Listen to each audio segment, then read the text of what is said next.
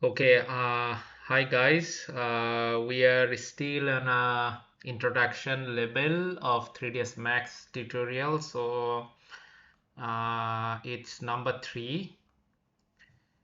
So okay, this one is you see the 4 viewpoint, right? So sometimes you may need to toggle off and off the grid. So how can you do that?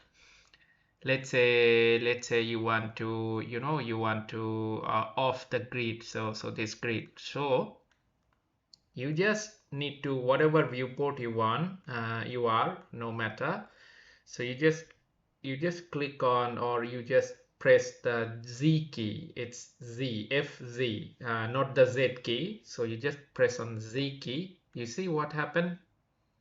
The viewport, I mean the graph is off. And if you click on if you press on Z again, so it will appear again. So you see, off, on, off, on. So this will happen in every frame, let's say every screen. So let's say I am on a front view, so you just click Z, gone. And top view, Z, gone. Left view, Z, gone. So you see, this is a very handy thing.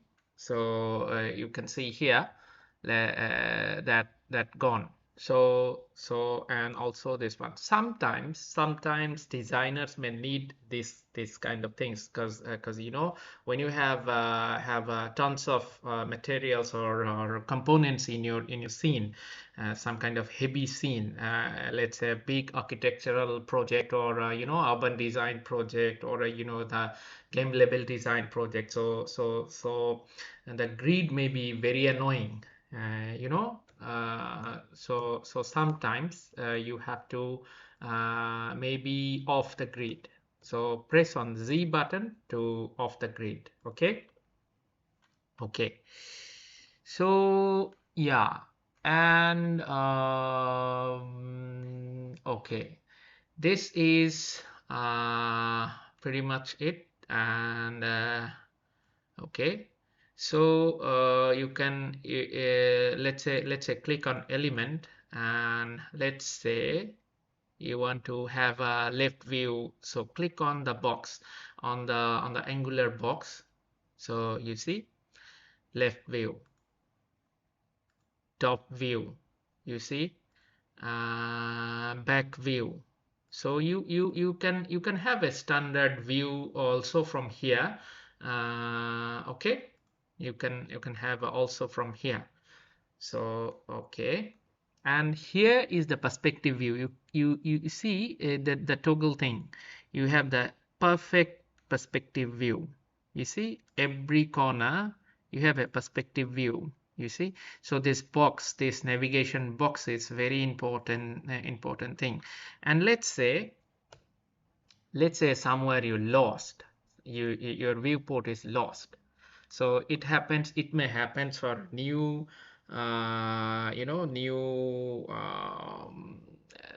new users, so don't be panic. So you see, if this situation happen, you see there is a little home button there. So you click on there, so immediately you are centered. Your viewpoint will be centered. So let's say you are lost. You don't know where is your project. It's lost. So suddenly, if you have this situation, you just click on home button. So it will bring the camera will bring on the center point. So your lost project will be revealed by here. Okay. And this is a little tricks that you want to have. And also the W button, okay, S button. So this is like a directional point. You want to have that thing. Okay, yeah.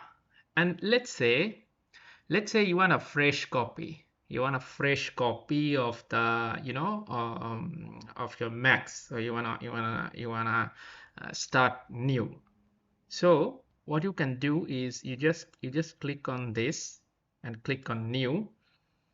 Do not save. But what happened? You see, all the thing is gone, but you are not in a default position. So what you have to do is you click on that. Every time you click on new, Max is giving you this view. So where is that grid view and all the things? So this is a problem may face for the new users. So what you have to do is you just click on this. See the reset button beside the new. See the reset button. Click on reset. So Max will ask you, do you want to reset? Yes. No means no. Yes.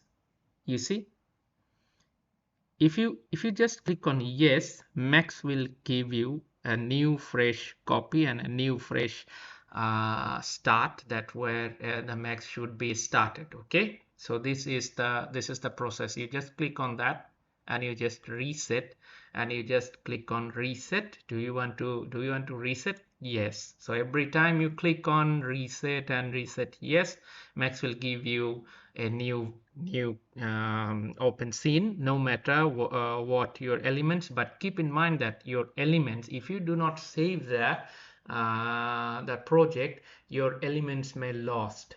Okay, your elements may lost. So yeah, okay.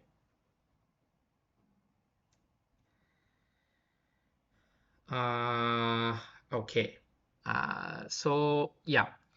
So this is a very handy tool actually. So you have to know beside the new and reset things, and open means open. You can open and save.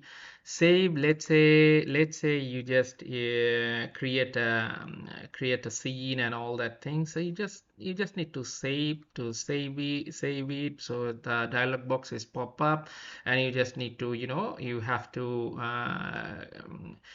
to go for a drive to location, and then maybe desktop or maybe this PC or whatever drive. So you just need to save is save. This is same thing. And export import. Okay, export import. Maybe you want to export the things in other 3D files. Let's say click on this. So you want to click on export. So this is like export selected, export DWG. So most of the time is usable is export and export selected. Most of the times I use export selected. Let's say this one is selected. So you just click on export. Let's say export selected. So the same dialog box is open, that where you want to export. Let's say on a desktop or a whatever drive you can. And here is the file name. Let's say this is the file name is opu, and here is the format. You see the exported file, that fbx, 3dx, ai, aec, de, wa. These are the standard 3D formats, but the most usable format is fpx, Autodesk fpx.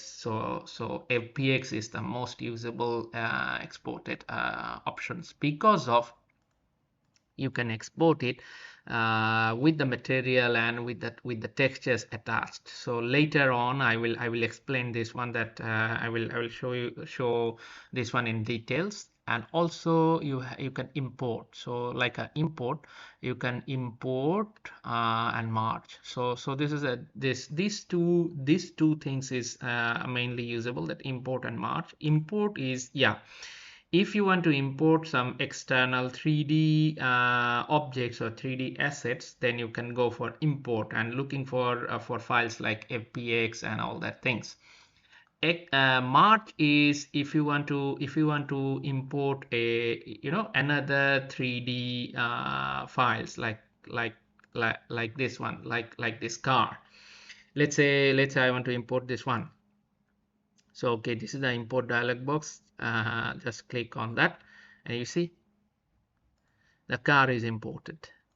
You see, later on I will explain this one more details. No worries. So right now you need to know about this import. Let's say externally I imported this one, and I can export from my scene to use it on a other scene. Okay. So guys, this is the third part completed. So I think I have completed the interface and basic tools for this. So yeah, I hope you learned, and I will be continued in a next part. So thank you all for watching and keep supporting me. Thank you.